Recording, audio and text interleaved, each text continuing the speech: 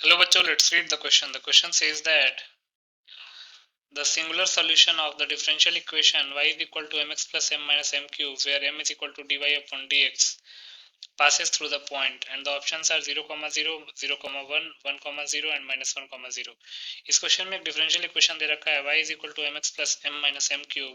पूछा गया है कि इस डिफरेंशियल इक्वेशन का जो सिंगुलर सॉल्यूशन है वो इन चार पॉइंट में से किस पॉइंट पे पास करेगा और m जो है वो dy अपॉन dx को रिप्रेजेंट कर रहा है. बहुत ही सिंपल सा क्वेश्चन है. पहले हम की कॉन्सेप्ट लिख लेते हैं. की कॉन्सेप्ट. तो differentiation of x to the power n with respect to x होता है n x n माइनस 1 के इक्वल. दूसरा, if u is a function of x and v is another function of x, then differentiation of u into v with respect to x formula क्या होता है u into dv upon dx plus v into du upon dx. तो इन दोनों की concepts को use करके इस question को सॉल्व कर लेते हैं. क्वेश्चन में क्या दे रखा है? Given differential equation is y is equal to mx plus m minus m cube where m is equal to dy upon dx. इसको हम इक्वेशन 1 का नाम दे देते हैं. इस इक्वेशन 1 को हम x के रिस्पेक्ट में डिफरेंशिएट करते हैं. Differentiating equation 1 with respect to x, तो differentiation of y with respect to x हो जाएगा क्योंकि लेफ्ट हैंड साइड में तो y ही है. Then differentiation of mx with respect to x plus differentiation of m with respect to x minus differentiation of m cube with respect to x.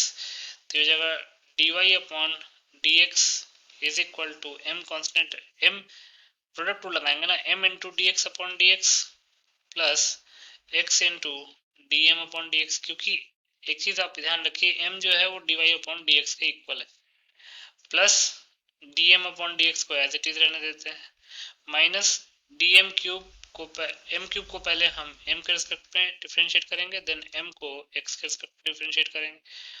dy upon dx को हम m put कर सकते हैं is equal to m dx upon dx तो 1 हो जाएगा, plus x dm upon dx plus dm upon dx minus 3m square dm upon dx. अब इस m को भी left hand side right hand side में ले जाते हैं, तो ये क्या बन जाएगा x. पहले हम dm अपॉन dx को कॉमन ले लेते हैं, क्या आएगा x plus 1 minus 3m square और m तो कैंसिल आउट हो जाएगा ना, इज इक्वल टू 0. तो हमारे पास आ गया dm upon dx into x plus 1 minus 3m square is equal to 0. अब दो फैक्टर्स का प्रोडक्ट 0 है, इसका मतलब इधर dm upon dx is equal to 0 और x plus 1 minus 3m square is equal to 0. इसको सिंप्लीफाई करेंगे तो 3m स्क्वायर की वैल्यू आ जाएगी x प्लस 1 के इक्वल, तो m स्क्वायर आ जाएगा हमारे पास x प्लस 1 अपॉन 3 के इक्वल. अब इसको हम सेकंड इक्वेशन का नाम दे देते हैं. फर्स्ट इक्वेशन हमारे पास क्या था, y is equal to mx plus m minus m cube.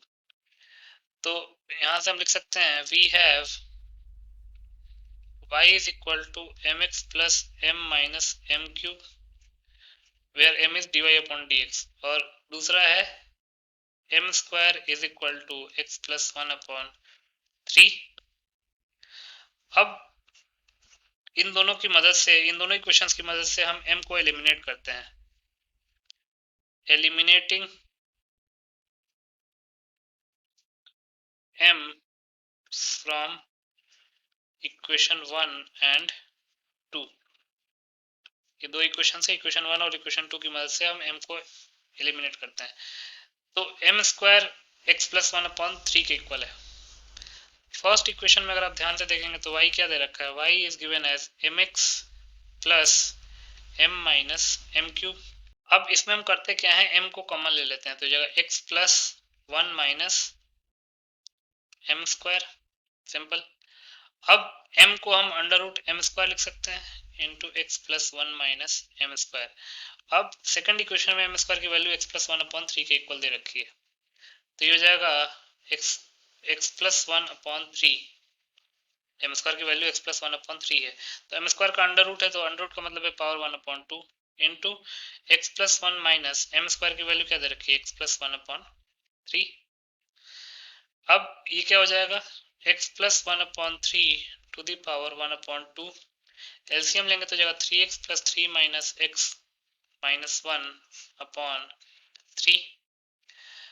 तो यहाँ से y की वैल्यू क्या हो जाएगी, y आ जाएगा हमारे पास 3x माइनस x क्या हो जाएगा 2x, 2x plus 2, 2x plus 2/3 into x plus 1/3 whole to the power 1/2, यही तो है x plus 1/3 to the power whole 1/2। अब 2 कांस्टेंट लेंगे, 2 कॉमन लेंगे तो ये जाएगा 2/3 times x plus 1 into x plus 1/3 to the power 1/2। ये हमारे पास y आया है। अब अगर हम y स्क्वायर निकालें तो y स्क्वायर क्या आ जाएगा, 4/9 x plus 1 whole square into x plus 1/3 1/2 का होल स्क्वायर, तो 2 और 2 कैंसिल आउट हो जाएगा, तो जाएगा 4/9 x plus 1 whole square into x plus 1, ये हो जाएगा x plus 1 whole cube upon 3। ये हमारे पास y स्क्वायर आया। तो यहाँ से y स्क्वायर को क्या लिख सकते हैं, 4/27 times x plus 1 whole cube. ये हमारा सिंगुलर सॉल्यूशन आ जाएगा, रिक्वायर्ड सिंगुलर सॉल्यूशन। तो हमारे पास क्या आ गया, y square is equal to 4/27 x plus 1 whole cube. अब क्वेश्चन में क्या पूछा गया है, क्वेश्चन में पूछा गया है कि कौन से पॉइंट्स पास करेंगे उस सिंगुलर सॉल्यूशन से। तो पहले ए ऑप्शन चेक करते हैं। तो ए ऑप्शन में 0,0 है, put x is equal to 0 and y is equal to 0।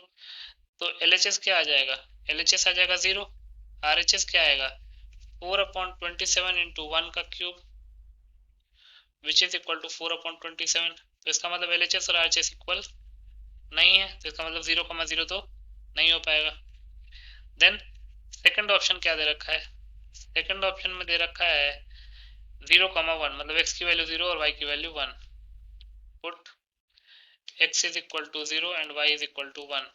तो LHS क्या आएगा 1 का स्क्वायर दैट इज 1, RHS क्या आएगा 4/27 इंटू 0 प्लस 1 होल क्यूब, तो ये जाएगा 4/27। अगेन LHS और RHS जो है वो इक्वल नहीं है, इसका मतलब कि 0,1 भी पास नहीं कर रहा होगा। सी ऑप्शन में क्या दे रखा है 1,0, 1,0, तो इसका मतलब x की वैल्यू 1 और y की वैल्यू 0 पुट करते हैं। तो LHS क्या होगा, LHS हो जाएगा 0, RHS क्या होगा 4/27 इंटू 1 प्लस 1 का क्यूब, तो जाएगा 4/27 इंटू 2 का क्यूब हो जाएगा 8, तो ये जाएगा 32/27। अगेन LHS जो है वो RHS के इक्वल नहीं है। देन डी ऑप्शन में चलते हैं, पुट डी ऑप्शन में कौन सा पॉइंट दे रखा है, डी ऑप्शन में पॉइंट दे रखा है -1,0, put x is equal to -1 and y is equal to 0। तो हमारे पास जो हमारे पास सॉल्यूशन आया है वो क्या आया है, y square is equal to 4/27 x plus 1 whole cube. तो LHS हो जाएगा y square that is 0, RHS क्या होगा 4/27 times x plus 1 whole cube that is -1 plus 1 whole cube, तो ये तो 0 हो गया। इसका मतलब कि LHS और RHS इक्वल हो गया। तो हम कह सकते हैं therefore singular solution of the given differential equation will pass through -1,0, that is D option। तो D ऑप्शन को टिक कर लेते हैं। So D option will be the final answer. I hope you understood it well. Best of luck.